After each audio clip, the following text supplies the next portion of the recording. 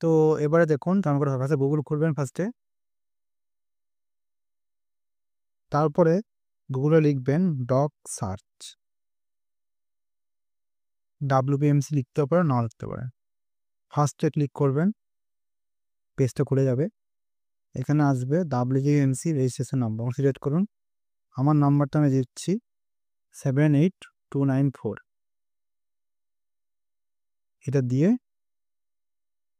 আপনাকে ক্যাপচা দিতে হবে, তারপর সার্চে ক্লিক করুন।